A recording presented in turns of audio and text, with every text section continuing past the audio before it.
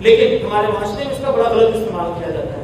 آپ کسی جگہ پر دین کی دعوت دینے لوگوں، نہیں جی دیکھیے جی حکمت کا تقاضا یہ ہے کہ آپ اس موقع پر یہ بات نہ کریں. یہ حکمت کا تقاضا یہ ہے کہ جی آپ نا اس موقع پر ایسی بات کریں گے تو عید کا نام لیں گے تو لوگ آپ سے دور ہو جائیں گے. نہیں، اللہ کی قسم یہ غلط استعمال ہے. اللہ کے نبی صلی اللہ علیہ وسلم نے بھی اپنی دعوت کا آغاز دعوت توحید سے کیا تھا.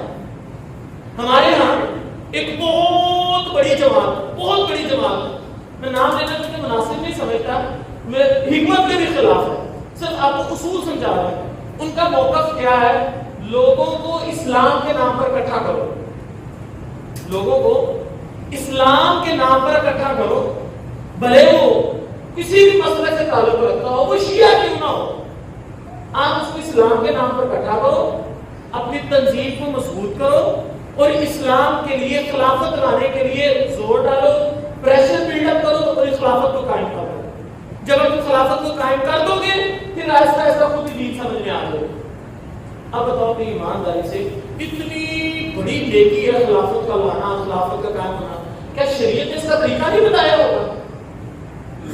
جی دیکھیں جی حکمت کے خلاف وہ اللہ کے بندو، اللہ رب العالمین نے اپنے نبیوں کو بھیجا تو دعوت کا آغاز کہاں سے کروایا؟ توحید سے. نبیوں نے دعوت کا آغاز کہاں سے کیا؟ توحید سے. اللہ کے نبی نے صحابہ کو بھیجا تو کیا کہا؟ معاذ سب سے پہلے توحید کی دعوت دینا. توحید قبول نہیں کریں گے آگے دعوت دینے کی ضرورت نہیں. ہاں جب توحید قبول کر لیا پھر ان کو بتانا کہ اللہ رب العالمین نے تمہارے اوپر دن میں نماز کو بھیجا ہے، 5 نمازیں پڑھیں. جب وہ مان لیں گے پھر ان کو روزوں کے بارے میں بتانا.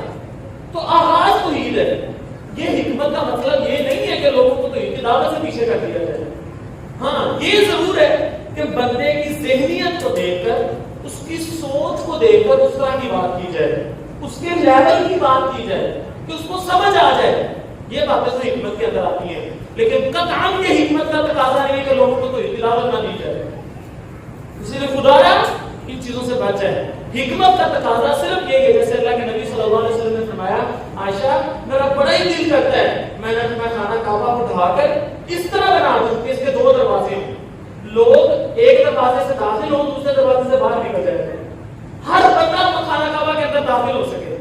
لیکن میں ڈرتا ہوں عائشہ تیری قوم کے لوگ نئے مسلمان ہوئے، وہ کیا سوچیں گے کہ نبی صلی اللہ علیہ وسلم نے خانہ کعبہ کا مذاق ہی بنا لیا، اچھا خاصا بنا ہوا تو گرا دیا پھر بنا رہے.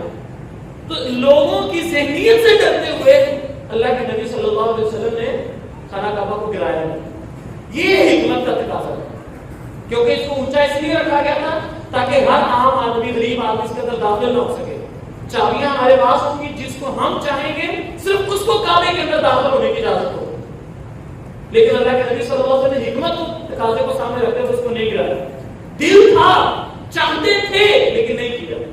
یہ تو حکمت کا تقاضا ہے کیونکہ اس کا عقیدے کے ساتھ کوئی تعلق نہیں ہے، ہمارے عمل کے ساتھ کوئی تعلق نہیں ہے.